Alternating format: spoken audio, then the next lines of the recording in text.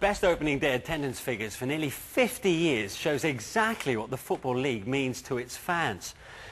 And if that first week threw up some extraordinary results, well then let me tell you, today was no less dramatic. Steve Claridge is with us to guide us through the day's main talking points, and Jackie Oatley is with us to hear your views on your team. I'd like to hear from you if you feel particularly strongly about something that's happened to your team today. Who's excelling for you so far this season and who's underachieving? And it's extraordinary to think that in only the second show we're already talking about a managerial sacking. Norwich fans, what do you make of Bryan Gunn's departure and particularly the timing of it? And who do you think should replace him? Thanks, Jackie. As for today's main talking points, well, there's no shortage of options. He was a tiger on the pitch, and he's certainly no pussycat in the dressing room either. Roy Keane won't have enjoyed losing his first game of the season, and he and his Ipswich team will have been looking for an immediate reaction at home to newly promoted Leicester City. Newcastle's first home game in the Championship was always going to be interesting, and it was. Norwich shipped in 7 last week, and that was too much for the Norwich board yesterday, who sacked Bryan Gunn. So how would they get on at Exeter? And when there's a goal, not a goal? Discuss. I'm Mark Clement, and on the day when Burton Albion played their first ever home game in the Football League, I've been spending the day with the Brewers and trying out the local delicacy. Well, it'd be rude not to. Well, Newcastle just won't go away as one of the Championship's main talking points. David O'Leary, the latest name to be linked as the next manager, before the club dismissed it as pure speculation. But it was Chris Hughton who prepared the team for their first home game of the season, and Dan O'Hagan was your commentator.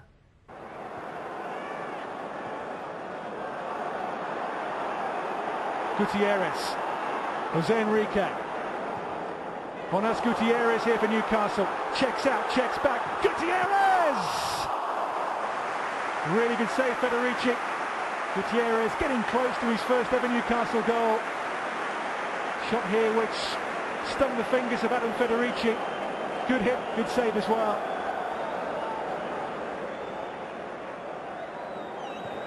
Jose Enrique. Gutierrez. As Enrique spots Amiobi's header, and Federici can't get there. Newcastle off and running at St James's this season. A header from Shola Amiobi. Newcastle smiles. Haven't seen them for a while. Amiobi gets Newcastle off and running. Good connection with the header into the turf, and Federici just could not get there to keep it out. And like the man who would be king, we note the man who wants to take over to his left and right, of course, the current incumbents, Ashley and Derek Lambias. And here's Kebe as Reading try and respond. Jay Tab towards Kebe again. Karajan. Bertrand's cross, good cross as well, almost comes to Shane Long at the far post. Reading's most dangerous ball in at the half, that. Missed by both Davies and Long as the cross swirls across that Newcastle goal, and 2 in orange were a whisk away from connecting. Lovely ball in from Bertrand as well, that. Gutierrez, who's been arguably Newcastle's most dangerous player so far, he finds Andy Carroll. Carroll's ball for Barton. For Amiobi again! In the mood now, Newcastle, aren't they?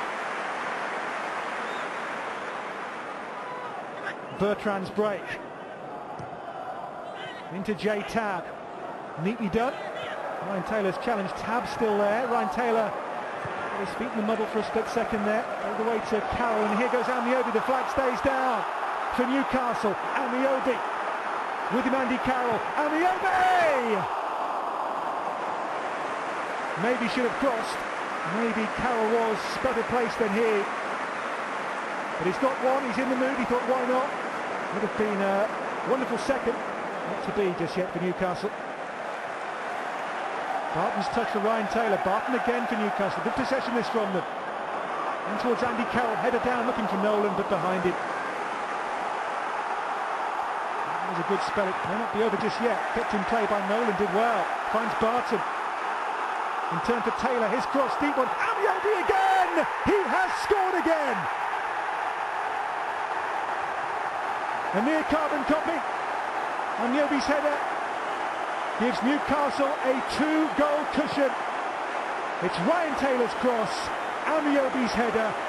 As I say, a near carbon copy. Reading undone again.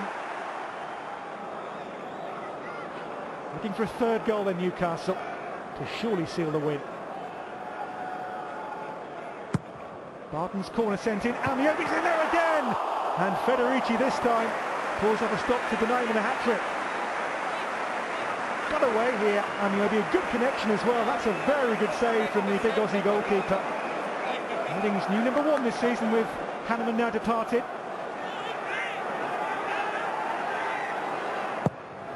Corner sent in deep towards Stephen Taylor, and it's long and behind.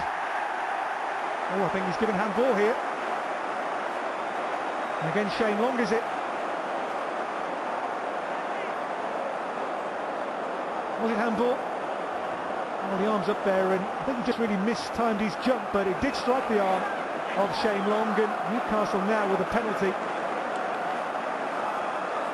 It was 3-0 here a couple of seasons back in the Premier League, and the season Reading went down.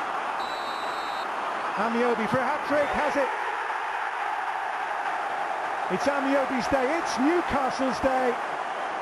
And they kick off their home campaign in the Championship with just what they ordered. 3 points. Amiobi on the spot, from the spot. Newcastle 3, Reading 0. First taste of Reading defeat for the new manager. 36.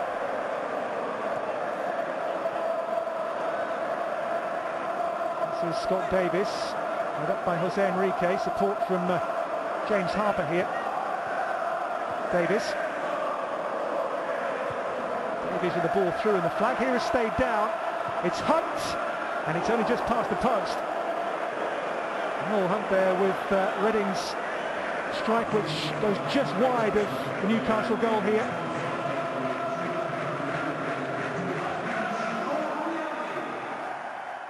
What's it like for a local lad to score a hat-trick, you know, a couple at the Gallagher end as well? Yeah, obviously it's being a Newcastle supporter, it's a dream that you always have. Obviously it's been a long time coming, but you know I'm delighted. You know, it's a great start for me personally. Obviously I'm looking to score goals here to help us get back up into the Premier League, and you know, I know I have to win with my fair share, and it's a great way to kick off the account for me this season. Yeah, and a nice gesture from Shola dedicating his hat-trick to the memory of Sir Bobby Robson. How impressed were you with Newcastle today, Steve? Yeah, they were very good. They're a real threat when the ball goes in the box. Any sort of quality, and those two boys up front, you know, are going to get on the end of it. They didn't really get in behind Reading at any stage, but it was about quality ball in front of players. And obviously anything played to the back post, you know, those two are hovering around and they're going to attack it at every chance. So, yeah, they were a threat all day. I've got to ask you, though, were you surprised with the threat that they posed? I mean, the likes of Andy Carroll and Amiobi. I mean, we spoke about this last week, and you said maybe they can't fire them back to promotion. Yeah. Well, I mean, it's very difficult to be totally convinced with Andy Carroll because we haven't seen enough of him. And Shola Amiobi, although he played very well last week and he scored a hat-trick, you know, I never ever felt like we'd actually got to the bottom of him. Maybe we have today. Maybe that's a turning point for him. As for Reading, work in progress under Brendan Rodgers? Yes, very much so. 4-3-3. I think a couple of times there, even on the VT we saw there, ball went in the box, and there was only Scott Davis who was supporting Shane Long and getting into the box. So it's a particular style of play, and people will take a while to get used to it. There's no doubt about that. Okay.